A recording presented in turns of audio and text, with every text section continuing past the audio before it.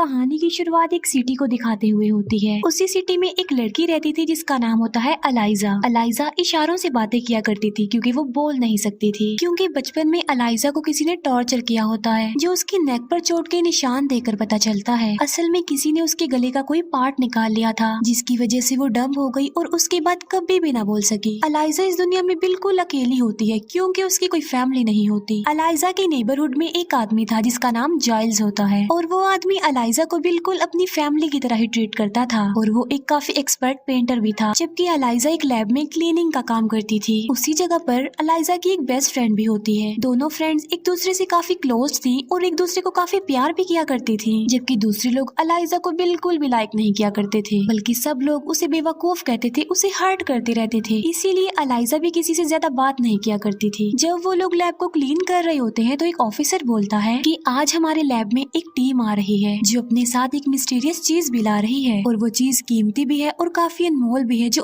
आज तक इस लैब में नहीं आई। और थोड़ी ही देर बाद वो टीम वहाँ पर आ जाती है। उस टीम के पास काफी बड़ा वाटर टैंक था और उसके पानी में कोई चीज होती है। अलाइजा जब उसके करीब जाती है तो वो चीज मूव करने लगती है और आवाज पैदा करना शुरू कर देती है। तब भी वहाँ पर एक टीम आ जाती है और उसे एक सेफ रूम में ले जाती है। यहाँ पर अलाइजा और उसकी फ्रेंड कुछ भी नहीं समझ पाती। नेक्स्ट डे जब वो लोग सफाई कर रहे होते हैं तो उसी सेफ रूम से आवाजें आती हैं जहाँ पर वो पानी वाली चीज को रखा गया था। उसी रूम से एक आदमी बाहर आता है जो कर्नल था और वो काफी सेल्फिश था और वो कर्नल इस पूरे प्रोजेक्ट का लीडर होता है। कर्नल के हाथ से खून आ रहा था और उसे इतनी पेन होती है कि वो घुटनों के बल बैठ जाता है। तभी वहाँ पर एक टीम आती है जो कर्नल को अपने साथ ले जाती है। फिर अलाइजा और उसकी फ्रेंड को कहा जाता है कि उस रूम को क्लीन किया जाए। उस रूम में जब ये जाते हैं तो वहाँ पर खून पड़ा होता है और किसी की तो कटी हुई उंगलियां भी पड़ी होती है और ये कटी हुई उंगलियां उस कर्नल की थी जिसे शायद उस चीज ने मारा होगा जिसको यहाँ पर लाया गया। अलाइजा उन उंगलियों को एक पैकेट में रख देती है जबकि अलाइजा की फ्रेंड किसी को बुलाने चली जाती है। तभी अलाइजा देखती है कि वहाँ पर एक काफी बड़ा वाटर टैंक है जो कि ग्लास से बना हुआ है और जब वो उसके करीब आती है तो वहाँ पर एक अजीब सा क्रिएचर होता है जिसके इंसानों की तरह ही 2 हाथ और 2 पाँव थे। अलाइजा ग्लास पर हाथ रखती है और वो क्रिएचर भी वहीं पर हाथ रख देता है अपना। तभी वहाँ पर अलाइजा की फ्रेंड और एक आदमी आ जाता है और वो क्रिएचर पानी में पीछे हट जाता है। अलाइजा को पता चल चुका था कि आखिर उस लैब में वो क्या चीज है, इसीलिए नेक्स्ट डे वो लंच टाइम पर उसी जगह पर जाती है। वहाँ पर एक काफी बड़ा पूल होता है और वो क्रिएचर उस पानी के अंदर था। अलाइजा पूल की वॉल पर बैठ जाती है और वो अपने साथ एक अंडा भी लाई होती है। वो उस अंडे पर स्पून मारती है और आवाज पैदा करती है। वो आवाज सुनकर क्रिएचर पानी से बाहर आ जाता है। ये देखकर अलाइजा अंडे का छिलका रिमूव करती है और वो अंडा वो उस क्रिएचर को अपने हाथ से देना चाहती थी, लेकिन वो क्रिएचर अलाइजा से डर रहा होता है। इसी वजह से वो अलाइजा से अंडा नहीं लेता। तब अलाइजा उस अंडे को वॉल पर रख देती है और वो क्रिएचर अंडे को लेकर पानी में चला जाता है और इसके बाद अलाइजा भी वहाँ से बाहर चली जाती है। फिर अलाइजा और उसकी फ्रेंड को वो सेल्फिश कर्नल बुलवाता है और ये वही कर्नल होता है जिसकी उंगलियां उस क्रिएचर ने काट दी थी। वो उनसे कहता है कि तुम्हारी ड्यूटी सिर्फ उस लैब को क्लीन करना है और लैब को क्लीन करने के बाद तुम लोग वहाँ पर नहीं रुकोगे क्योंकि वहाँ पर जो क्रिएचर है वो काफी बुरा भी है और काफी गंदा भी है और उसे हम काफी गंदे कीचड़ से उठाकर यहाँ पर लाए हैं और पूरे रास्ते हम एक दूसरे के दुश्मन ही बने रहे, इसीलिए तुम लोग भी उस क्रिएचर से दूर ही रहोगे। मगर अलाइजा उसकी बात नहीं मानती। वो अगले दिन फिर लंच टाइम पर वहाँ जाती है और आज वो अपने साथ एक म्यूजिक सिस्टम भी लाई थी आवाज पैदा करने के लिए। वो म्यूजिक प्ले कर देती है, साथ साथ आज भी वो दीवार पर एक अंडा रख देती है। ऐसा कर लेने के बाद वो खुद भी अपना लंच लेती है। वो क्रिएचर पानी से बाहर आता है और वो भी म्यूजिक सुनने लगता है। तो अलाइजा ने उसके लिए जो अंडा रखा होता है वो उसे भी खा लेता है। असल में वो दोनों एक दूसरे से इशारों में बातें करने लगे थे और वक्त के साथ साथ ये सिलसिला बढ़ता जाता है और फिर वो दोनों दोस्त बन जाते हैं। अलाइजा उसकी फ्रेंडशिप से काफी खुश होती है क्योंकि वो इस दुनिया में बिल्कुल अकेली थी और 2 लोगों के अलावा उसका इस दुनिया में कोई भी नहीं था, एक उसका नेबर जाइल्स और एक उसकी फ्रेंड। और वो इस बात से खुश होती है कि अब उसे उसका तीसरा दोस्त भी मिल गया है। अलाइजा को इस बात से कोई फर्क नहीं पड़ता कि उसका ये तीसरा दोस्त क्रीपी है और एक क्रिएचर है, बल्कि वो तो उसे अपना दोस्त बनाकर काफी खुश होती है।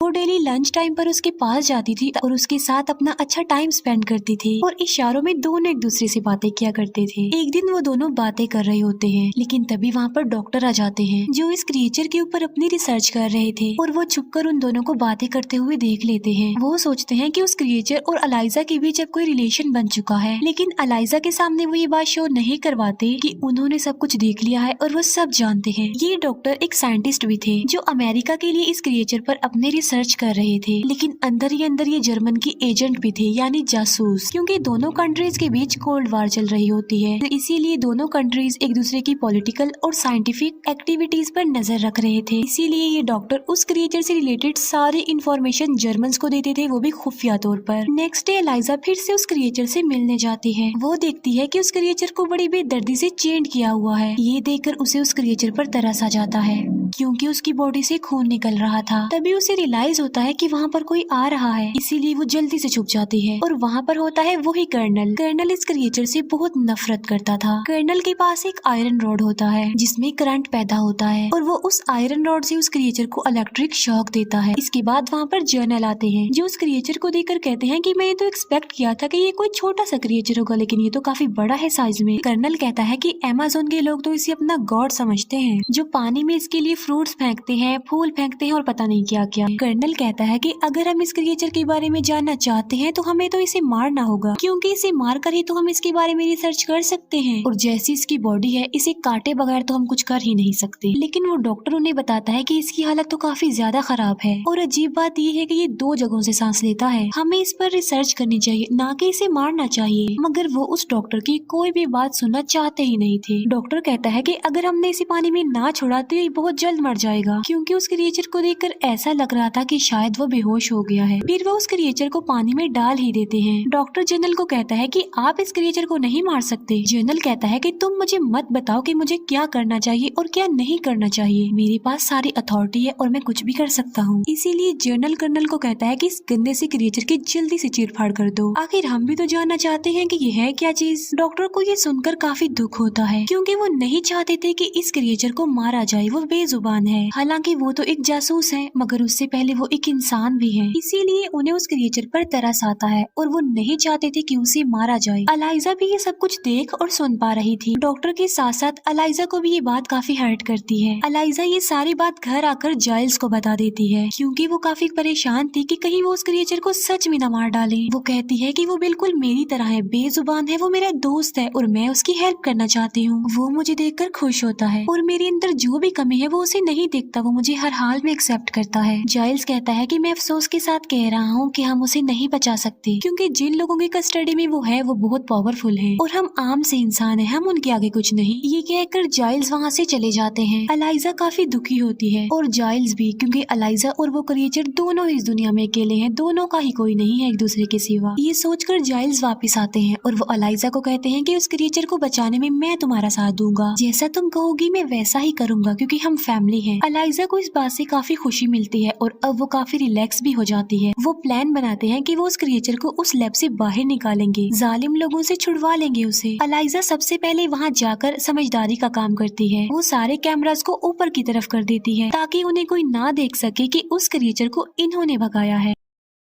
फिर वो एक कार्ट में बहुत सारे टॉवल्स रख देती है। फिर वो उस क्रिएचर के पास जाती है, मगर उसे तो चेंड किया हुआ था और इन चेन्स को खोलना तो इम्पॉसिबल था। तभी वहाँ पर वो डॉक्टर आ जाते हैं और अलाइजा उन्हें देखकर घबरा जाती है, लेकिन डॉक्टर तो खुद ये चाहते थे कि वो क्रिएचर जिंदा रहे, इसीलिए वो उन लॉक्स की चाबी अलाइजा को देता है। अलाइजा उस क्रिएचर के लॉक्स खोल देती है। ये क्रिएचर फीलिंग्स को समझता था और काफी इंटेलिजेंट भी था। अलाइजा उस क्रिएचर को उस कार्ट में रखती है और टनल के जरिए वहाँ से बाहर आने लगती है। अलाइजा की फ्रेंड को पता चल जाता है कि अलाइजा किस मिशन में है, इसीलिए वो कार्ट के आगे आकर खड़ी हो जाती है और अलाइजा को कहती है कि तुम ऐसा नहीं करोगी। लेकिन अलाइजा उसे समझाने की कोशिश करती है कि अगर हमने इसको यहाँ पर छोड़ दिया तो ये जालिम लोग इसे मार डालेंगे। ये सुनकर अलाइजा की फ्रेंड भी उसका साथ देने पर एग्री हो जाती है और वो आगे बढ़ना शुरू कर देते हैं। बाहर जाइल्स अंदर आने की कोशिश कर रहे होते हैं, लेकिन गार्ड उन्हें अंदर जाने नहीं देता। गार्ड को लग रहा था कि उनका कार्ड फेक है, लेकिन डॉक्टर यहाँ पर भी उनकी हेल्प करते हैं। वो उस गार्ड को बेहोश कर देते हैं और आखिरकार ये लोग उस क्रिएचर को वहाँ से निकालने में कामयाब हो जाते हैं। लेकिन यहाँ पर कर्नल को शक हो जाता है कि गेट पर जरूर कुछ न कुछ हो रहा है, लेकिन जब वो गेट पर आता है तो वो सब वहाँ से जा चुके थे। अलाइजा उसे अपने घर ले आती है और उसे बाथ टब में रखती है, क्योंकि उस क्रिएचर की जिंदगी पानी है और वो पानी के बगैर सरवाइव नहीं कर सकता। अलाइजा उस क्रिएचर को अपने दोस्त को पाकर काफी खुश होती है। वो डिसाइड करती है कि वो 10 तारीख को उस क्रिएचर को रिवर में छोड़ आएगी, क्योंकि बारिश होने के चांसेस थे। बारिश की वजह से ये क्रिएचर अपनी मंजिल अपने समंदर तक चला जाएगा। नेक्स्ट डे एलाइजा काम पर जाती है ताकि किसी को ये शक ना हो कि उस क्रिएचर को एलाइजा ने भगा दिया है। घर में जाइल्स उस क्रिएचर के पास होते हैं और उसका ख्याल रख रहे होते हैं, लेकिन इसी दौरान उनकी आंख लग जाती है। क्रिएचर अपने बाथ टब से बाहर आ जाता है। वो क्रिएचर उनकी बिल्ली को मार डालता है। जाइल्स देखता है कि वो क्रिएचर उनकी बिल्ली को खा रहा है। जाइल्स उसे ऐसा करने से मना करते हैं, लेकिन वो वहाँ से भाग जाता है, लेकिन वो जाइल्स के हाथ को इंजर्ड कर देता है। एलाइजा जब घर वापस आती है तो वो देखती है कि वो क्रिएचर वहाँ पर नहीं है। जाइल्स कहते हैं कि वो डर गया था, उसका कोई भी कसूर नहीं है, जाओ और उसे वापस ले आओ। एलाइजा ऐसा ही करती है। वो बाहर जाकर कहीं से उसे ढूंढकर घर पर ले आती है दोबारा। अब क्योंकि वो क्रिएचर फीलिंग्स रखता था तो घर आकर उसे अपने किए पर शर्मिंदगी होती है। वो जाइल्स के सर पर हाथ रखता है और इशारों से जाइल्स को कहता है कि तुम भी मेरे सर पर हाथ रखो। जाइल्स ऐसा ही करते हैं, वो भी उसके सर पर हाथ रख लेते हैं। नेक्स्ट डे जाइल्स देखते हैं कि उनकी चोट बिल्कुल ठीक हो गई है और जाइल्स इस बात से काफी खुश हो जाते हैं कि उनके सर पर अब बाल भी आ गए हैं। वक्त के साथ साथ एलाइजा और उस क्रिएचर की दोस्ती प्यार में बदल जाती है। वो दोनों एक दूसरे से बहुत प्यार करने लगे थे। ये दोनों एक दूसरे से काफी क्लोज थे, एक दूसरे के काफी करीब आ चुके थे। फिर हम देखते हैं कि लैब में जर्नल कर्नल को वार्न करता है कि अगर तुमने उस क्रिएचर को ना ढूंढा तो तुम्हारी प्रोफेशनल और पर्सनल लाइफ दोनों डिस्ट्रॉय हो जाएंगी। ये बात सोचकर कर्नल काफी परेशान हो जाता है। कर्नल को डॉक्टर पे शक होता है कि उसी ने ही क्रिएचर को भगाया होगा, क्योंकि वो जानता था कि डॉक्टर ये नहीं चाहता कि उस क्रिएचर को मारा जाए। इसीलिए वो कर्नल डॉक्टर के घर के पास जाता है।